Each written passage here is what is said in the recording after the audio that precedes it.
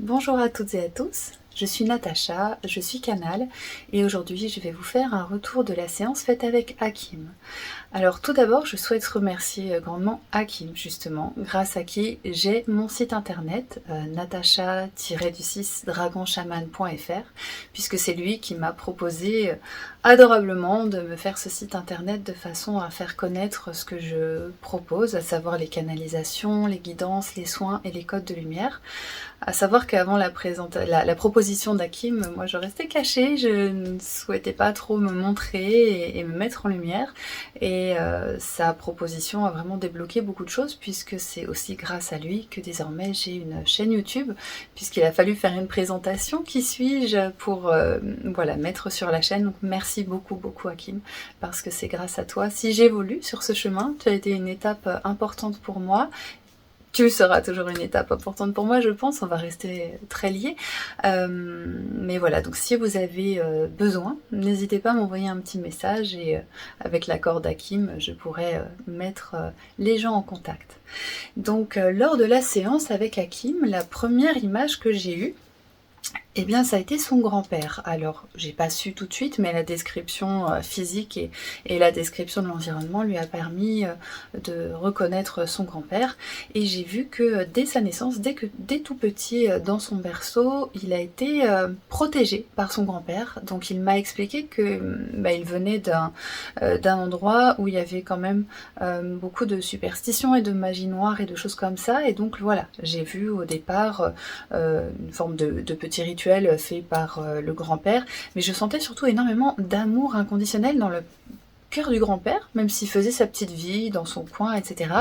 Je le voyais, j'ai vu une auge en métal avec, dans lequel il mettait des graines, des poules, des poulets, une vie assez simple, mais toujours avec vraiment de l'amour dans le cœur. Je ressentais vraiment cet amour et cette bienveillance du grand-père. Donc ça commence sur ces images, et puis au loin je vois une très grande vague, comme un tsunami. Donc là je me demande, est-ce qu'il y a un lien avec ce qu'on me montre du grand-père ou pas? Mais non, je comprends que ça va être une autre chose, une autre histoire qui va se dérouler. Donc il passe un temps tout de même où je vois le grand-père, sa vie, ce qui s'est passé quand Hakim était encore dans son berceau. Et puis on cherchait aussi à dénouer certains blocages qu'il peut avoir dans la vie de tous les jours. Et c'est vrai que quand il m'en a parlé, enfin tout de suite j'ai compris de quoi il s'agissait, c'est venu tout de suite en canalisation. Et j'ai aussi vu, quand j'ai vu Hakim en visio, immédiatement son chakra coronal qui allait s'ouvrir et qui était vraiment, voilà, qui était à l'aube d'éclore. Donc je vois son grand-père, puis on m'amène sur cette grande vague que je voyais. Et là en fait je comprends, donc il y a une immense vague, c'est un tsunami gigantesque, et là je comprends qu'on est en Atlantide. Et je vois Hakim, qui est un papa, avec une femme. Cette femme porte un enfant de à peu près 4-5 ans dans les bras. Hakim donne la main à un enfant qui a à peu près 8 ou 9 ans.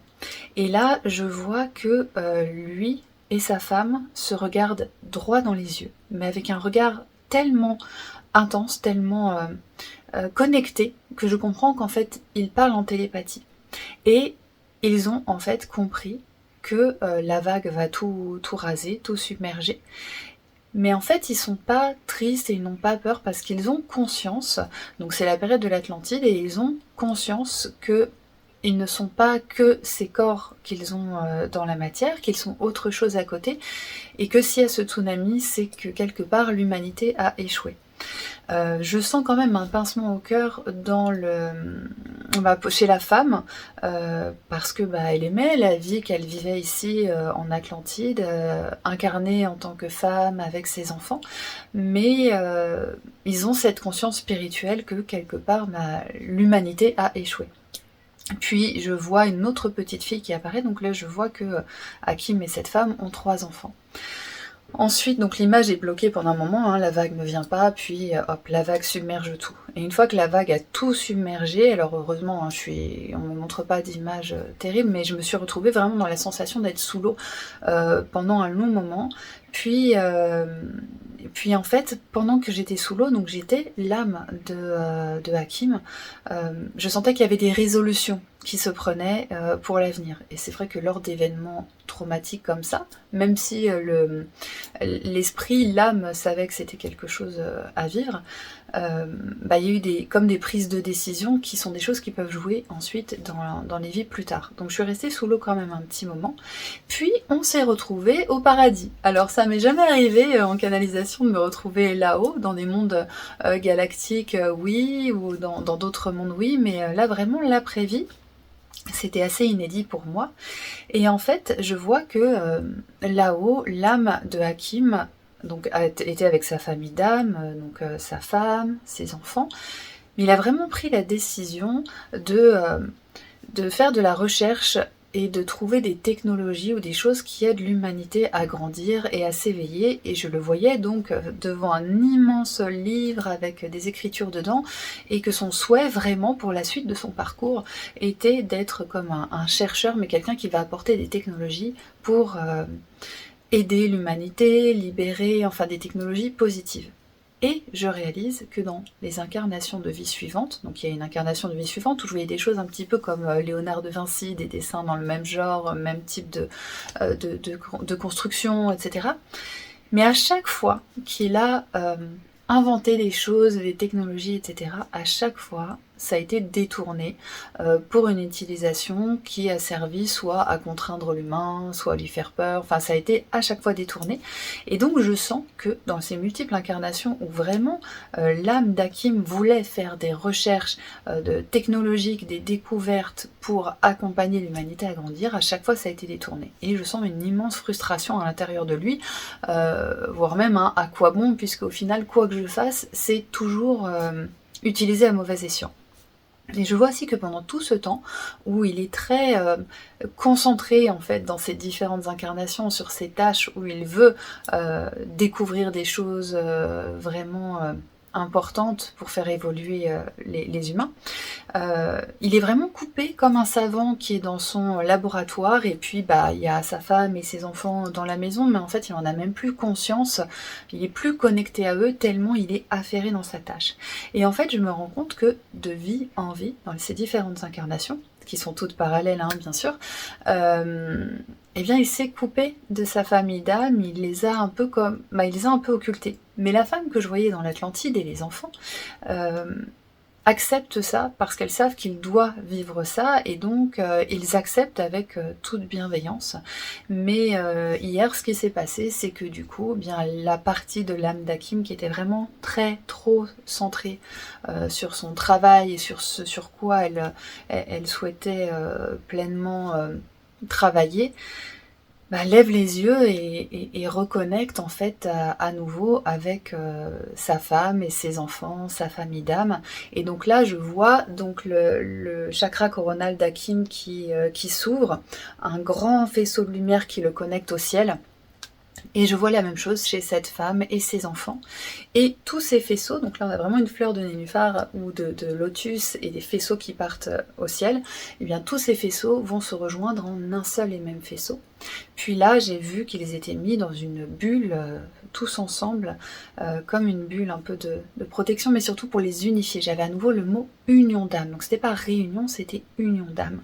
Et que enfin toutes ces parts de Hakim qui n'étaient plus parfaitement connecté ou qui n'avait plus conscience de la connexion avec sa famille d'âme, reconnectait. Et donc je voyais qu'il était invité à mettre sa main sur son cœur, et je voyais une lumière rose sous le cœur pour régulièrement se rappeler, souffler et se rappeler qu'il est connecté à sa famille d'âme, que oui, ici, il a une mission qui n'est pas forcément une mission des plus simples, mais qui est connecté à sa famille d'âme, et d'y revenir souvent.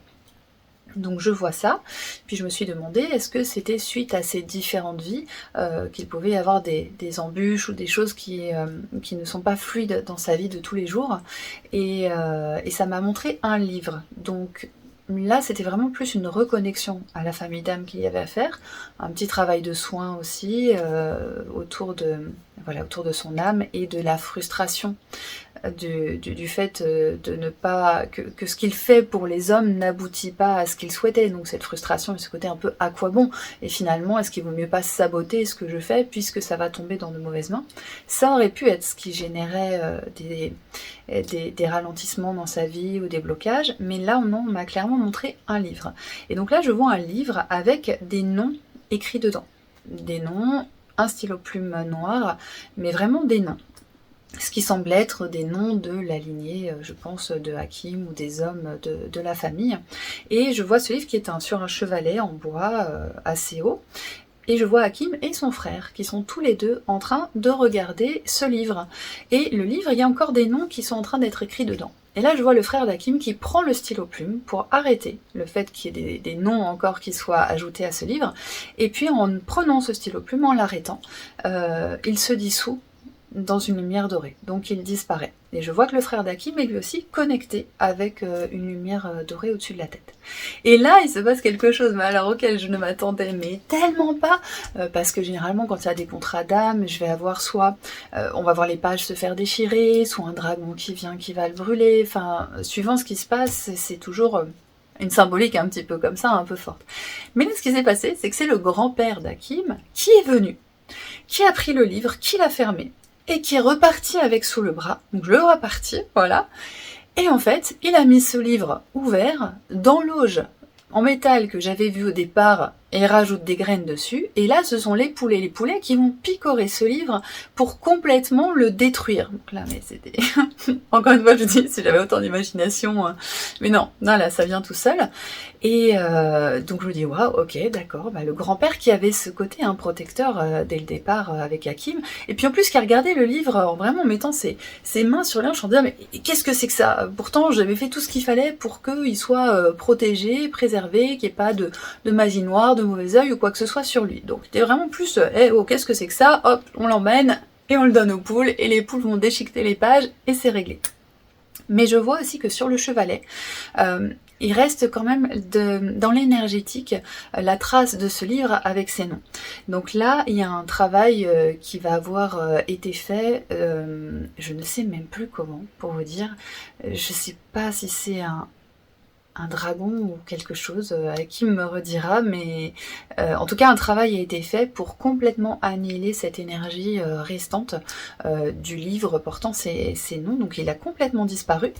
Et après ça, le grand-père est venu, il a récupéré le chevalet en bois, il est allé en faire du petit bois dans son coin, pendant que moi j'étais toujours face à Hakim et son frère, et là je vois des lettres dorées qui apparaissent dans l'air en fait, des écritures dorées.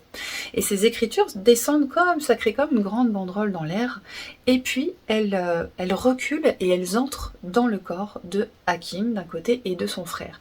Et là on me fait comprendre que c'est un réencodage, puisque les contrats d'âme ou les liens karmiques qui avaient pu être écrits sur ce livre et qui généraient des blocages, des pensées limitantes, etc. Tout ça s'était annihilé, et que maintenant on réencodait pour vraiment avoir l'abondance, la liberté, etc. Voilà, et ensuite, suite à ça, je vous avouerai que je ne sais plus exactement ce qui s'est passé. C'est généralement très intense parce que on voit beaucoup de choses, mais j'ai un dragon qui est venu, c'est ça. Un dragon qui est venu et qui est passé à travers moi pour envoyer des codes d'abondance. Je sentais vraiment quelque chose aussi au niveau de la libération, mais c'était des codes d'abondance. Donc je me suis mise à parler en code de lumière, et à peine il avait terminé cet envoi de code d'abondance, mes yeux se sont réouverts, et quand mes yeux se réouvrent, c'est que la canalisation est terminée. On me dit voilà, merci, au revoir. Et ensuite, j'ai fait un tirage de cartes oracle, comme je fais à chaque séance, et c'est pareil dans les cartes. Les messages étaient vraiment dans la continuité et dans la confirmation de ce que l'on avait pu voir.